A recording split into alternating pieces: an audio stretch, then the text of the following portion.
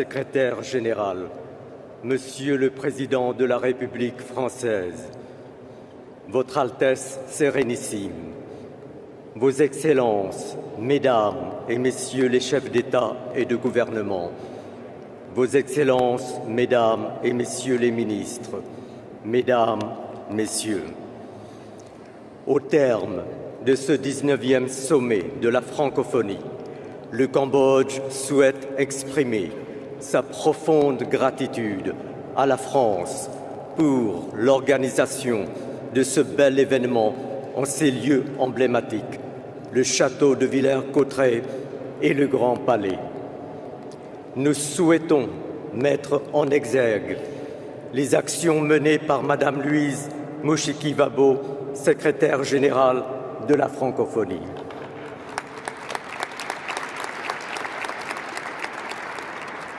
Mesdames, Messieurs les chefs d'État et de gouvernement, au nom du Royaume du Cambodge, je vous exprime ma profonde gratitude pour l'honneur insigne que vous m'avez fait en choisissant mon pays comme hôte du 20e sommet de la francophonie.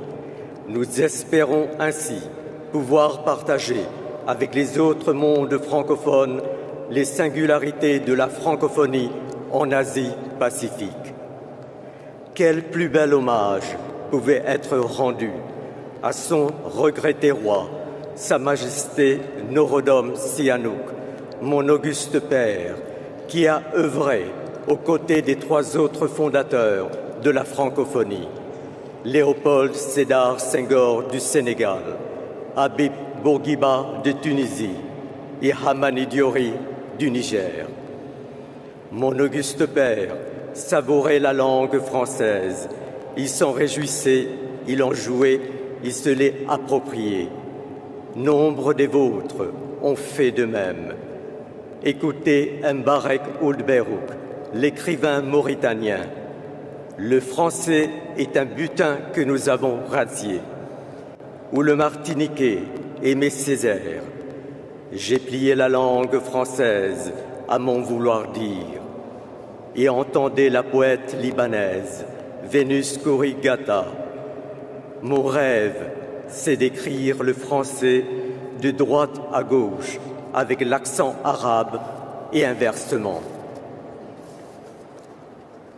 Le français est aussi une de nos langues et toutes ces langues se parlent entre elles. Au-delà de nos identités diversifiées, tant chéries, nous sommes liés par ce patrimoine commun, cette langue qui nous permet d'échanger et de nous nourrir mutuellement de nos expériences respectives, sans rien renier de nos identités multiples.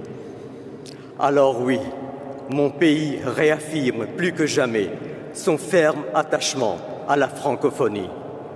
Et dans un monde bouleversé par des violences que nous pensions d'un autre temps, le Cambodge souhaite réitérer son adhésion aux valeurs de la francophonie, à ses principes et son profond attachement en une diversité culturelle et linguistique, moteur du développement humain, et à un multilatéralisme respectueux des règles, érigé en fer de lance de la croissance. Dans un contexte multilinguiste, le français joue un rôle fédérateur dans le développement économique.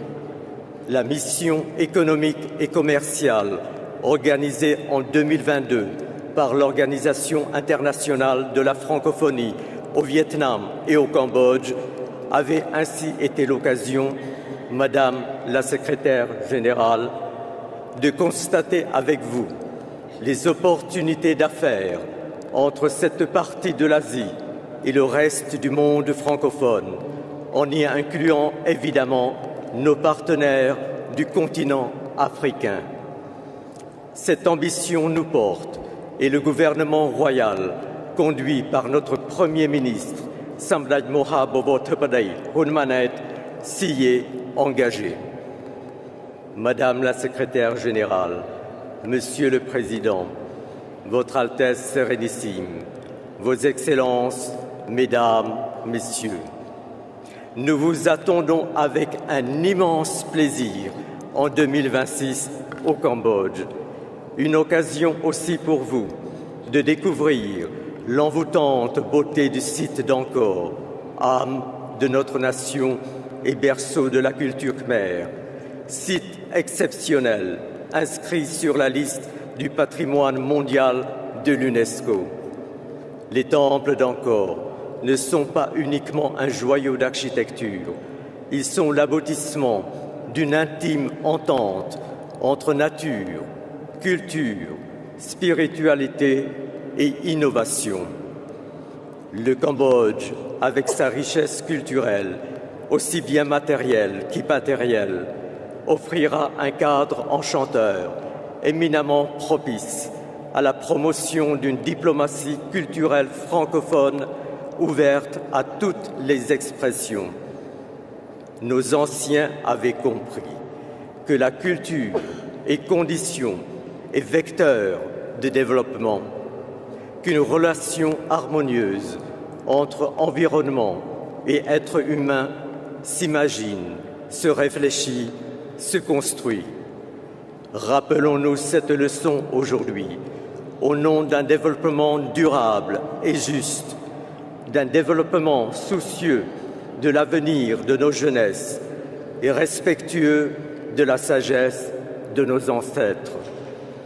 C'est avec la fébrilité et la fierté d'un pays qui reçoit pour la première fois les membres de sa vaste famille francophone que le Cambodge vous invite en 2026 dans notre beau royaume, connu pour le sourire de son peuple. Soyez assurés, chers amis, que son gouvernement et son peuple s'engagent à faire du 20e sommet de la francophonie un moment de partage exceptionnel, une fête.